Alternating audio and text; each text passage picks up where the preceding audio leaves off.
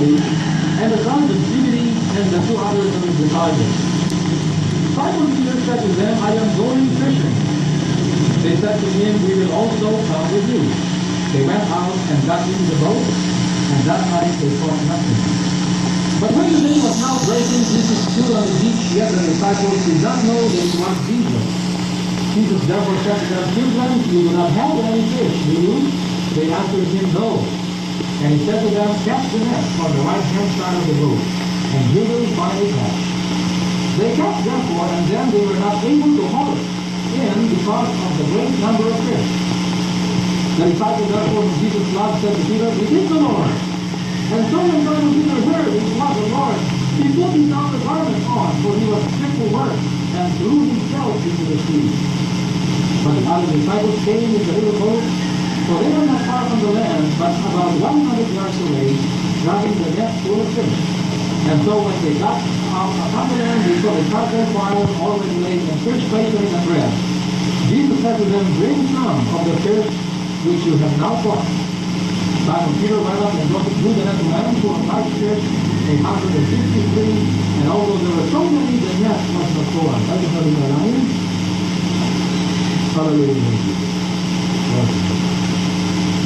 Nagilang Diyos ang mga salamat po sa inyong mga salita, sa malayan namin sa pag-aaralan. Salamat sa Panginoon sa inyong presensya, sa presensya ng Maraming Espiritu. And Father, we would like to empty ourselves, we would like to humble ourselves before your mighty throne. You are the King of Kings and the Lord of Lords. Panginoon, salamat po sa inyong pagdiyan sa atin. Panginoon, salamat po sa pagkakilan sa kapagbaban. Dumali po naman po kami. Tinatawag sa mga kasalanan at pinapagkan at patuloy na pinapagkan sa kapan sa kawalan. O Diyos, hindi po namin na makikibahagi sa iyong panwalatian at kailangan, Father, we give you all the glory. We praise your name, Jesus. We glorify your mighty name. Father, you may be exalted in our lives. Panginoon, kami ay mababa at ikaw ang malita. Panginoon, hindi pong isara ang bibig ng Jaco, hindi pong tahanan sa inyo lahat sa night domain. And Father, we pray for the opening of our hearts and minds. We want to yield to the Holy Spirit, Father. Give us the spiritual eyes to know your will and to obey your will. For these things we ask in Jesus' name. Amen. Ang title po ng ating message ay How to Catch Fish Effectively. Ang situation po nito ay naganap sa Sea of Galilee, o otherwise known as Sea of Tiberias. At nandun enumerate ang mga nandito, Simon Peter, Thomas, Nathaniel, Zebedee, and two others of his disciples. At kasama, of course, ang kanyang leader, Simon Peter. Now, siguro po isipin ninyo, anong ginagawa ng mga disciples na ito sa dagat ng Galilea? Earlier, sila po ay nandun because of divine appointment. Meron silang appointment sa ating Panginoong Jesus. At ang appointment na yon ay makikita natin sa Matthew 28:10 and verse 16. Na ang Panginoong Jesus ay nagpakita kay tatlong Marys na pumunta sa puntod. At sinabi ng Panginoon, sapagkat wala si Peter doon, wala ang mga disciples, sinabi ng Panginoon sa tatlong Mary, especially Mary Magdalene, sinabi niya, go and tell Peter and the disciples to go to Galilee, and I will meet them there. So sila ay nandun because of a divine appointment. Dahil po ng ating pagtungo sa church, we have a divine appointment with God. We are not meeting just a mayor, a governor, a president, but we are meeting God Himself. And so ang ating mga puso, gabi pa lamang ng Sabado, ihanda na natin, ipanalangin na natin ang ating mga kapatid, ang mensahe, ang messenger, ang sermon, ipanalangin natin, humingi tayo ng awa ng Diyos na pagpalain niya ang mga workers. Upang nang sa ganoon sa divine appointment ay mangusap sa atin ng Diyos at marinig natin ang kanyang boses at sa kanyang malumanay na sinig ay ituro niya sa atin ang dapat nating malaman. The Holy Spirit is gentle and He teaches us silently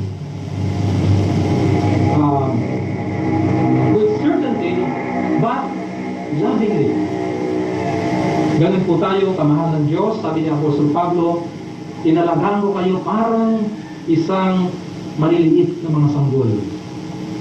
Kaya kaninang pinapagalitan tayo ni Brother Benny, ay medyo nandilita ko rin sa upuan ko. Sa pagkasabi ko, sasabihin ko, pasensya ni mga kapatid kasi galing sa IDCL eh. Praise the Lord. But we love Brother Benny, and we are thankful to God for bringing him here, for using him, and we are learning so much from him, and I know that God will use us together for his glory. We have a divine appointment. We have a divine appointment. At sila po yung nandun, because si Peter po ay dating fisherman, talagang ugali niya na yung mangisda. Habang hinihintay nila ang Panginoon, but of course, gaya ng sinabi ni Sister Lori, nandun ang Panginoon. Amen? Nandun ang Panginoon. Subalit, hindi pa siya nagpapakita. Sapagkat, may promise ang Panginoon, alam natin yun, but we need to realize time and again, that where 2 or 3 are gathered in my name, there I am in the midst of them. Hindi tayo kailanman pinapabayaan o iniiwanan ng Panginoon. At nandun na ang Panginoon, subalit siya ay tahimik, silensyo, hindi siya nagpapakita. At si Apostle Peter ay nangisda, sabi niya, mangingisda ako, sabi ng mga disciples, kami rin, sasama sa iyo. At nang sila nangingisda, sabi ng Bible, magdamag sila na nangisda. But they caught nothing. Wala silang nahuli. At nung mag-uumaga na, meron silang nakitang nakatayo sa may pampang. At sinabi ng lalaking yun, children, have you caught any fish? At sabi ng malalak kasulatan, hindi nila nakilala kung sino siya. Now, mga kapatid, hindi ba alam ng Panginoon na wala silang nahuling isda? Of course, He knows. Alam niya na wala silang nahuling isda. Pero bakit niya tinanong sila kung meron silang nahuling isda? And I believe ang reason nakita ng Panginoon na sayang ang kanilang pagpapagod, sayang ang kanilang effort, wala silang nakuha, kanilang ginamit ang lakas nila bilang mga laman, bilang mga tao, at nais tanungin ng Panginoon kung anong dahilan, bakit wala silang nahuli. The Lord was not so much interested whether or not they caught any fish, but He was interested why they caught nothing. At di kasi nga mga kapatid, ganon ang katanungan ng Panginoon sa atin. Many times, we are working and working and working, but if we will be honest with ourselves pagkatapos ng service, pagkatapos ng ating fellowship, pagkatapos ng ating home visitation, pag tayo nag-iis na, we feel the frustration in our life. We feel the frustration. I have felt this so many times. Minsan ako'y magsaserva ng umaga, talagang ibubuhos ko ang aking sarili, at pagkatapos ng pag-uwian, sabi ko, oh, salamat, natapos na. I'm so relieved. Because I feel the frustration in my life, in myself.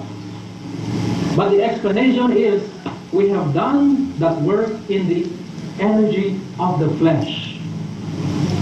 At ang mga disciples ay walang nahuli. No catch. Magdamag silang nagpuyat, subalit wala silang nahuli. At they failed, mga kapatid, na nabigo sila na ma-recognize ang boses ng ating Panginoon. Ang tawag ng Panginoon sa kanila ay children. At sa Bible, makikita natin na paborito ng Panginoong Jesus na pag-address sa kanyang mga disipulo ang salitang children. Sabi niya, love your enemies so that you may be sons of God, so that you may become children of God. Sa Mark 27, sinasabi niya ron na, Mark Samuel, sinasabi ron na, hayaan mo ng pakanin ang mga anak, at pagkatapos ay ang mga tagalabas. Let the children first be filled, and then when they are full, we will give to the dogs. Remember, nung merong babaeng gusto magpagamot sa kanya, na hindi si Jew, at sabi ng babae, Lord, ang aking anak ay may sakit, pero nakita ng Panginoon na siya ay Samaritan. Sabi ng Panginoon, ang kingdom of God ay para lamang sa mga Jews, mga anak lamang. Sa Romans 8:17, sabi doon, if we are children, then we are heirs with Christ. Ephesians 5:1, sabi doon, be imitators of God as beloved children.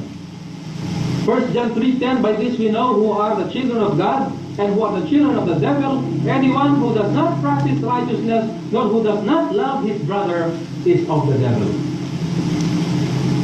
So, paborito ng ating Panginoon Yesus ang salitang children. At tinawag niya sila, mga anak, meron ba kayong nahuli? Hindi na nila sila nakilala dun sa pampang, hindi pa nila na-recognize ang kanyang boses. But, let's take a look. Sa verse 6 sabi niya, and he said to them, cast the net on the right-hand side of the boat, you will find a catch.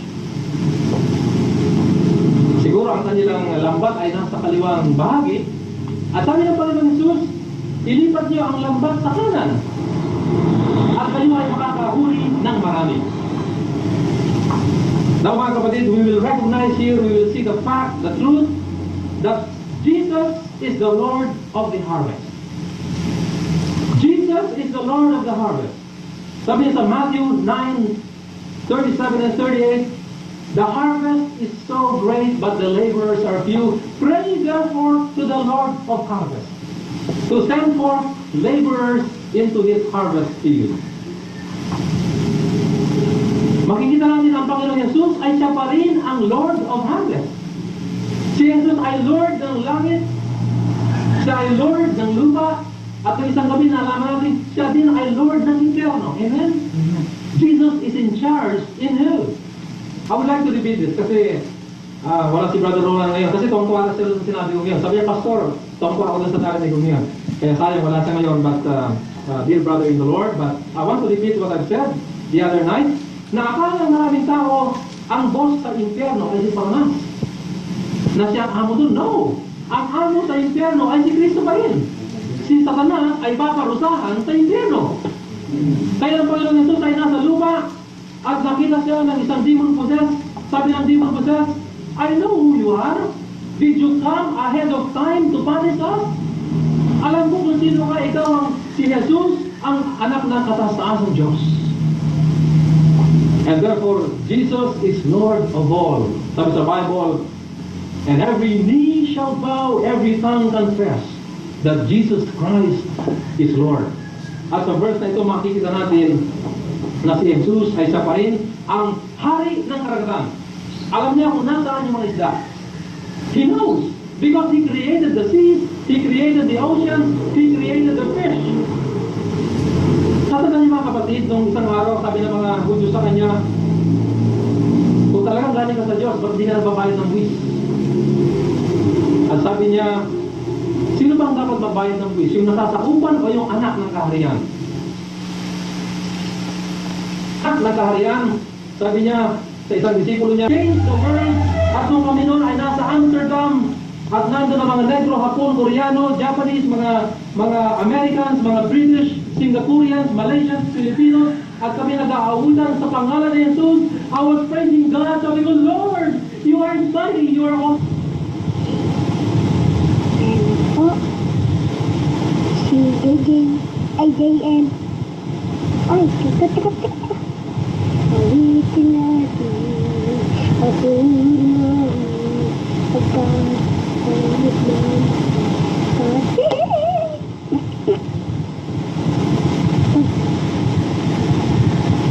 Kapila, naman, kapila, tapat, halat, halat, tapat, halat, halat, tapat.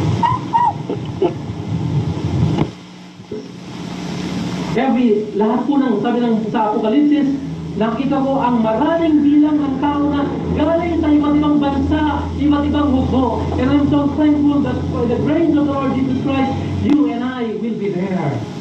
Hallelujah. Praise God. By the grace of the Lord Jesus. And the Lord Jesus wants us to hear His voice. He was successful in everything He did. Wala siyang nasayang na hakbang, wala siyang nasayang na salita. Kaya minsan, I'm so much convicted, sabi ko, Lord, forgive me, I tend to talk too much. Sapagkat kami mga pastor, may tendency, we tend to talk too much. But many times I'm convicted pag sinasabi ng Panginoon, let your words be few. At sabi ng Panginoon Jesus, bawat salita na bitawan nyo na walang kabuluhan. And you will have to answer on the last day.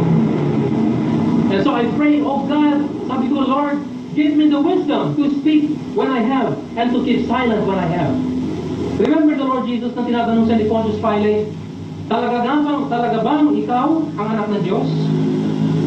Hindi siya makikibo. We know He is the Son of God. Walang question. Walang doubt dun. But He was silent.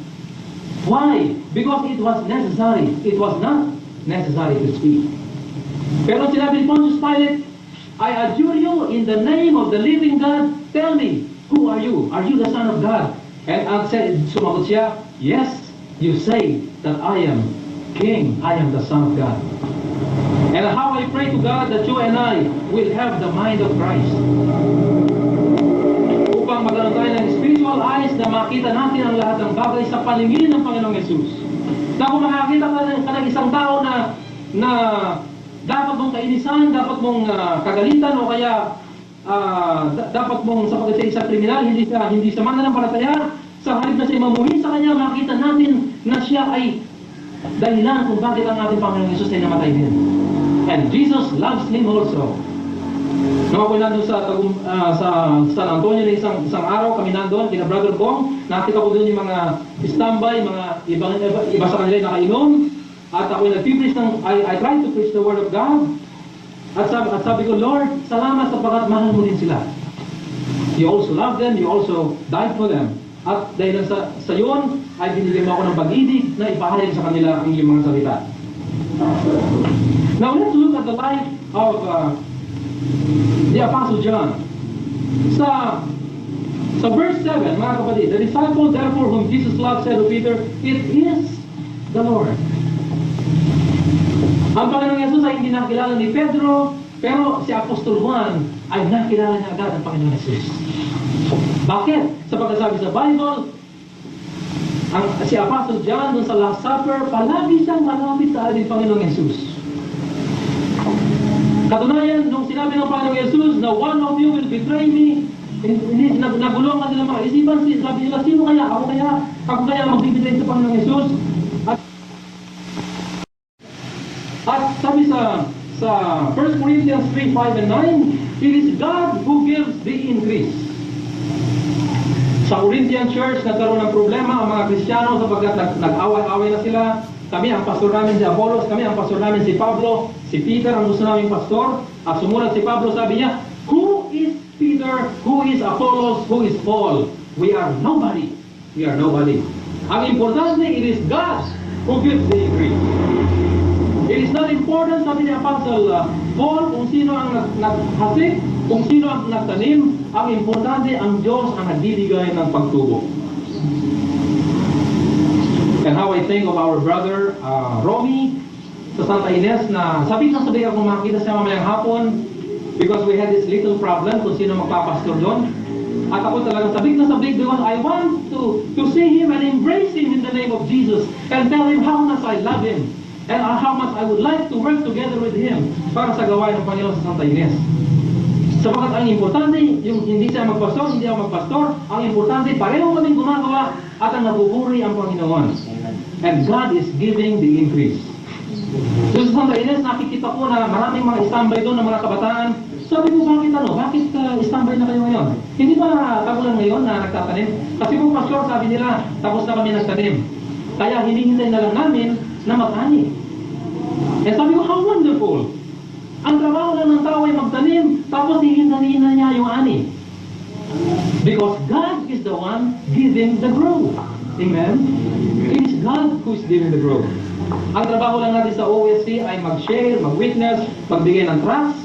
Ang trabaho ng follow-up workers ay dalawin sila, encourage sila sa Panginoon. But it is God who will give the increase. At sa Kanya ang lahat ng kaluwalhatian. Si Peter at ang kanyang mga kasamahan ay magdamag na trabaho, subalit wala silang nahuli. They have toiled all night, but they caught nothing. It is good. It is good to have training, strategy, ability. Mabuti po yung meron tayong nakasanayan, tapos tayo ng Bible school, meron tayong biblical background, meron tayong Bible Institute, these things are good, meron tayong preparation, meron tayong strategy. Subalit, kung ang puro tayo, the result is we catch nothing. Mga kapatid, napakarami ko nakita mga pastor, mahuhusay, tapos ng Bible school, mga doctorate degrees, and now they are living in sin. Mga tapos ng Bible school, magagandang ng salita, but because they did not depend on the Lord but depended on themselves, now they are living in miserable life. I have seen so many churches, so many Bible schools na napakaganda, but because of not depending on the Lord, nagtiwala na sila sa kanilang sarili, nagsimula ng makurat ang church, maging immoral, magkaroon ng graft and corruption, until time came na sila ay hindi na magamit ng Panginoon. Because the Lord will use the man who depends on Him. Who depends on Him. Nawa mga kapatid ay matuto tayo na magtiwala sa Panginoon lamang. To depend on the Lord. Now makikita natin sa verses na ito na ang mga disipulo ay sumunod sa sinabi ng ating Panginoon Yesus, at nang sila ay hatakin nila yung lambat, sabi dito, they were not able to haul it in because of the great number of fish. Mga kapatid, ano ang sikreto ng kanilang pagkahuli ng maraming isda? What is the secret? If you will notice, ang sinabi ng Panginoong Jesus ay simple lamang. It is not very spectacular yung kanyang ginawang solution. Sabi niya, ilipat nyo yung lambat sa kaliwa, ilipat nyo sa kanan. Very simple. Para yung senior ni Brother Bong kanina na nasusian yung kanyang bahay, nanalangin siya, pinaisip ng Panginoon sa kanya, alambre. At ako'y natawa sapagkat very simple, no? Very simple. Very simple answer, but it works. And it is also true in these verses na ang sinabi ng Panginoong Jesus ay very simple. Paglipat lang ng kaliwa sa kanan. Doon sa unang ginawa ng Panginoong Jesus sa Luke chapter 5, merong ganito rin situation, mga kapatid. Si Peter ay hindi pa believer noon, at sila ay wala din nahuli magdamag. At ang Panginoong Jesus ay tumayo sa pampang, at sinabi niya, Peter, lumayo kayo ng kaunti sa dagat at makakahuli kayo ng marami. Now, last night, as I was preparing this, sabi ko, Lord, anong reason bakit ibang strategy mo sa Luke 5, ibang strategy sa John 21? Parehong isdang hinuhuli. Doon sa Luke 5, mga kapatid, si Apostle Peter ay hindi pa mananampalataya. So he made a great step from the shore to the outer sea. Nang tinanggap natin ng Panginoong Jesus, ay napakalaking pagbabago ang ginawa ng Panginoon sa ating buhay. Amen? Napakalaking bagay ang ginawa niya sa ating buhay. Dati tayong lasinggero, dati tayong palaaway, tayo palainggit, madaling magalit, wala tayong kontrol sa ating sarili, tayo malaswang kaisipan, marumi ang ating salita. Subalit nang kilala ng ating Panginoong Jesus, tayo ay binago niya ang ating buhay. So be it. Binago niya ang ating buhay.